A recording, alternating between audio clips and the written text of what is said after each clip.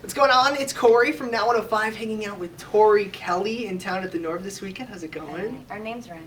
They do. They do. I expect a song about it soon. Yeah, I'm done. Okay, cool. All right, so you've been on Star Search. You were on America's Most Talented Kids. You were on American Idol. And then you were huge on YouTube in the early days. Which one prepared you more for the kind of success that you have now? Oh man, that's a really good question. I think going back all the way, like you said, Star Search, which is crazy because not a lot of people know that one. I was 10 years old, and I think even back then it was kind of like a combination of all of those experiences. Not even just the TV shows that I did, but I mean every label that I would walk into, every meeting I would have, and where it wouldn't work out and I'd get turned down. I think all of those things combined, like, you know, kind of prepared me in a way for, you know, okay, now's your time, and now things are actually going to start happening. But I think because I went through all those no's, it kind of made it better in the end, in a weird way. I saw a tweet the other day from you back in 2009 that this week you were celebrating that you had 100 followers. And now, this week you have 1 million. It was this week. Oh, wow. Can See, you that I imagine? didn't know. So it was exactly, it was like this week, but like 2000. Oh, wow, that's weird. So, Yeah. tell me how your life has changed to go from 100 people that follow you on Twitter to 1 million, and that's just a fraction of your audience. It's extremely weird. That's my phone. Don't worry. You can end. Yeah, it's really strange. I think I'm just more thankful than anything that, like, you know, that I got to kind of start from the ground up, and it wasn't like, you know, drop a single and it was like overnight just blow up, and you kind of have to get used to this new lifestyle and feel like you have to hold on to it. But I'm thankful that it just was kind of like a slow, kind of gradual thing, and I think every person that follows me, I try really hard to make them feel that they're just, you know, they're just as a part of the journey as anyone else is. Because I think it would be lonely if I was just doing it on my own, you know. Yeah, and your journey's been long as a songwriter too. I was reading that you said you wrote Nobody Love 3 times, and I was thinking that's really not that many times. So how long does it take you to flesh out a full song? I mean, 3 times to me is a long time. Really? Yeah, just because, you know, you write. Well, that song in particular, it was more like, okay, we wrote the song, and then we kind of all stepped back from it, and we're like, no, the lyrics aren't right, so we went back in and just changed some things, and I learned that sort of technique from Max Martin, who's like legendary pop producer, and he's such a perfectionist, and it was just really inspiring because I've been to a lot of different sessions where it's like, you know, you try to write 3 songs in a day. It's more about the quantity rather than the quality. So it was cool to meet someone like Max to kind of confirm this, because I've always felt like that's in me too. Like, I thought being a perfectionist was bad, but it's cool to see such a successful person like spend literally a week on getting one song right. So That's amazing. You know, you're an incredible guitar player, and I saw in your tweet last night that you actually got a chance to meet Prince. Tell me about what that experience was like for you, that story.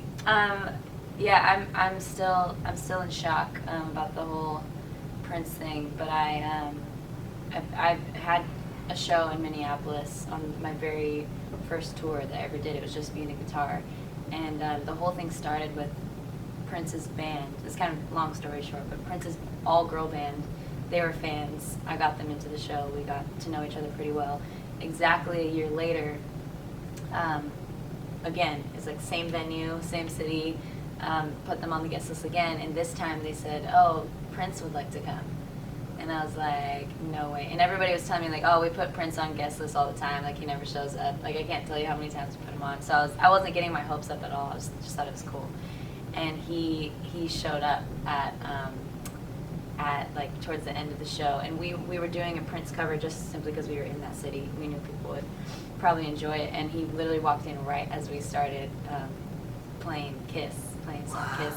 He stayed for a couple songs, and I'm glad I didn't see him because I probably would have freaked out, but they told me afterwards. And then even crazier part of the story is that they invited us all to Paisley Park, and we just like hung out, and it was very surreal. And I love that whole crew and how just how welcoming they were. And I think you hear that a lot, like anyone who had any sort of encounter with him, it's like all good things. So yeah, it's definitely still in shock about the whole thing, but I'm just thankful I got to meet him.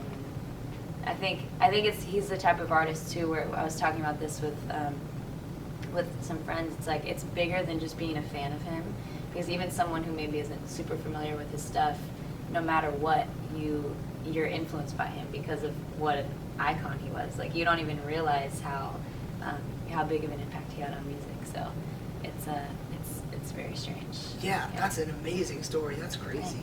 So you've performed with James Bay at the Grammys. You performed last week with Hunter Hayes. You've worked with Ed Sheeran and Max Martin, and you went on tour with Sam Smith.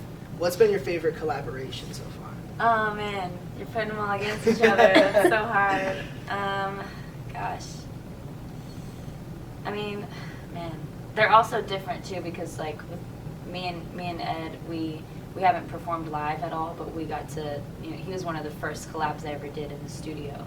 And I was such a noob, like I didn't know much about the industry at all, and I just thought it was so cool of him to see something in me and be like, yeah, I'll hop on this song. And I learned a lot from him. And gosh, I don't know. Not a lot of people know I got to work with Pharrell too, which Oh wow. the song we did never came out, but I'm hoping we get to collab again. But he was someone too that I feel like he's just so genuine. I love, like, I feel like the common thread between all those people that you mentioned is like they're all so genuine. Like they're about the music, but they're like, I think they're even more about like the people that they're involved with. I think they're good what's the word? I don't know. Authenticity? Yeah. Is that a good word? Yeah, that's Okay, a good cool. word. That's what I'm thinking. All right, good. Thanks. So I know it's only April, but have you found your song of summer yet? Your summer jam? Oh, no. No? I feel like I'm gonna get off of this tour and summer's gonna like punch me in the face because I'm not ready. It's weird. Yeah, it's sneaking up on me. Summer is, but yeah, I haven't even. Well, when you come up with some good ones, let me know. I will. Okay.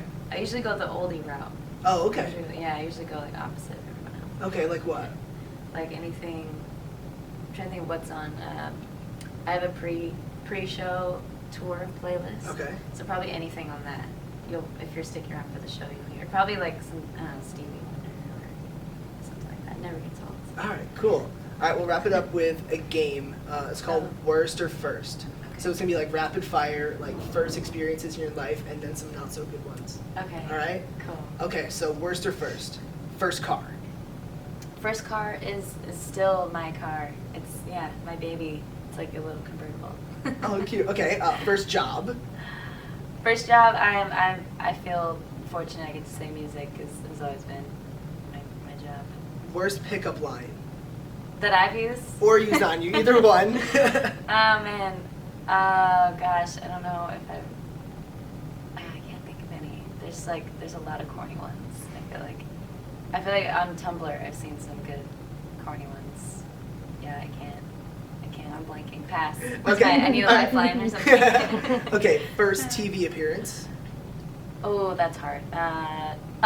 TV. Well, you said it earlier. I guess Star Search would be. Yeah. All right. Little baby Tori. First kiss. First kiss, I was 15 years old, and it was super sweet and like innocent. It was like at his parents' house. Oh, that's nice. Okay, worst guilty pleasure. Guilty pleasure, Reese's. I immediately go to food. Okay, that's It's not a that guilty bad. pleasure. I don't think it's that bad. Or maybe you could say like Walking Dead or something. That's not really guilty. Yeah, Like guilty it's not that pleasure. bad. It's okay. I'll give it to you. Just food. I don't know. All right, worst road trip or like tour experience on the road. Ooh, worst. I feel like I've had only good things on the road. I love touring. Well, that's a good thing, right? Yeah, I know, but maybe it's bad because that means that I feel like everyone needs like a really awful road trip experience in their life. So it's probably coming up. All right, well, At some don't point. worry about I'm it too gonna much. jinx it, yeah. Tori Kelly playing the Norva with Now 105. Thanks so much for hanging out with us. Thank you. All right, awesome. Yeah.